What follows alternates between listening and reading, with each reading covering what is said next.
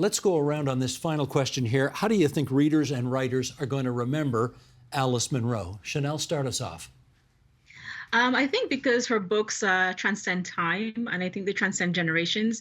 And I've been rereading and rereading her stories almost once every other month.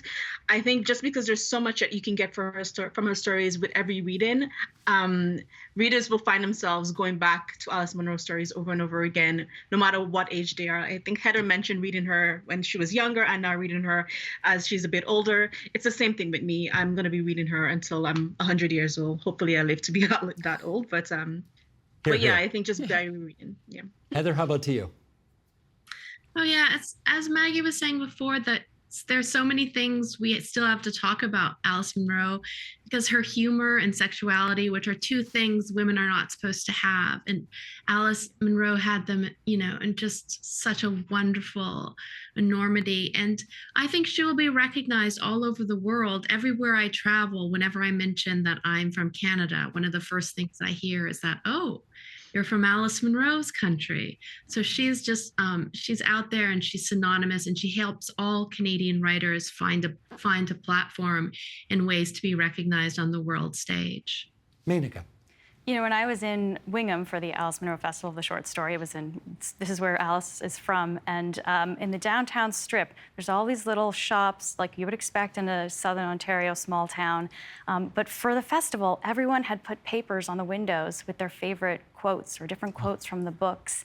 And walking down the street was just such a magical experience, because you just got little snippets of all of these lives from the books. And I think that's how people remember her. Like, there's something that spoke to them from a story, and they hold on to those little nuggets. And yeah, that's what I think of. Katherin.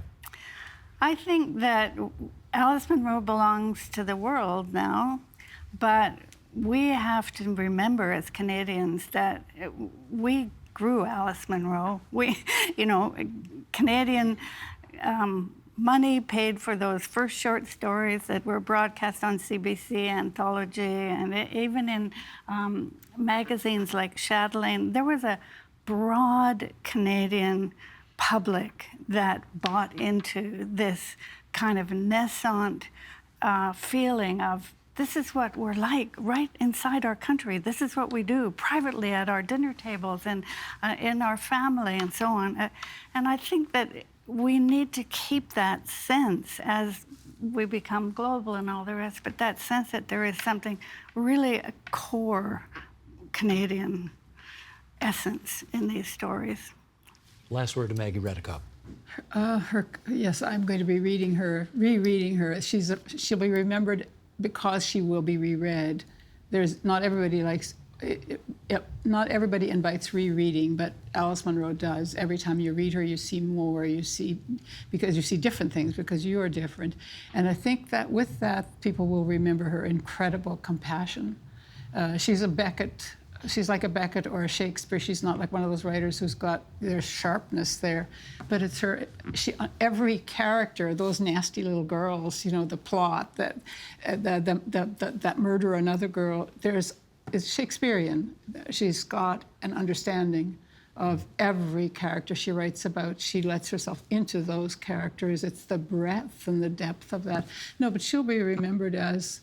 I liked Miriam Taves's comment, and she visited Alice, when Alice was already in moving into dementia, and she said that Alice was pretending to write, basically, but sitting, honoring her writing desk, right?